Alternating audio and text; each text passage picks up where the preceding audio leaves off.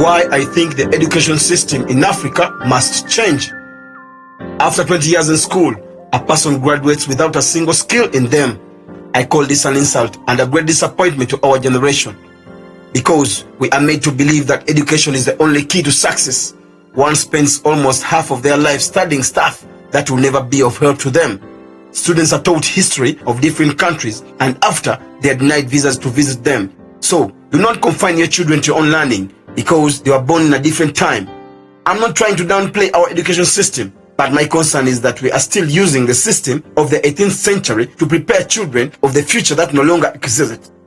More theoretical than practical. Loads of irrelevant subjects where students use cram work just to get good grades because they were made to believe that success is determined by their grades.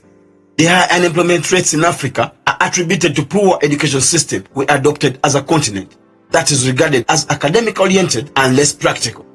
The education system is not skill-driven.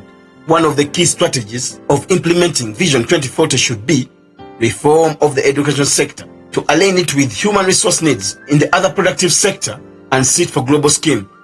Africa needs to consider reforming of the education system if we are to even think of focusing on skills development as a continent. A poor education system can be regarded in many different ways, from a system that creates blueprints and high number of unemployed people to one that doesn't focus on changing when change comes knocking. Education is not the center of building human capital because the latest World Bank research shows that the productivity of 56% of the world's children will be less than half of what it could be if they enjoyed complete valued education and full health. It is a public secret that poor education system can crumble global development, and this is very true when it comes to East Africa. The current COVID-19 pandemic and its adverse effects on the way of life and the status of the economy better explains how poor our education system is. We slept off when change passed around in the 2 decades we spent fighting and getting back up. A big thanks to coronavirus pandemic, over 15 million people and students are stranded at home, not studying for almost 1 year now. So, if you are to answer the unemployment question and to get where we all desire, the education system must change. We need to have effective and strong career guidance mechanism where potential talents and abilities can be realized. If these factors are closely studied, it is believed that the world will greatly improve on the education system and global development. But just like the wise man Necha said, the illiterate of the 21st century will not be those who cannot read and write, but those who cannot learn and relearn. It began in school where students were punished for speaking their mother language. You don't speak vernacular.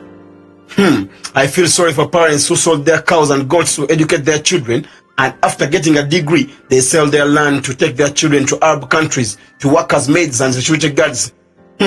Sorry for my country. Jobless graduates are chasing dreams on borders. We have a system where people can explain what they can do, but they can't do what they're explaining. But why? The World Bank always asserts that the world is facing a learning crisis. I wouldn't want this to be truer than you. And you can't fight corruption without changing the education system. However, many schools and thought leaders have come out to advise on what can be done to a better Africa education system. Although all this falls on deaf ears. Moze for God and my country.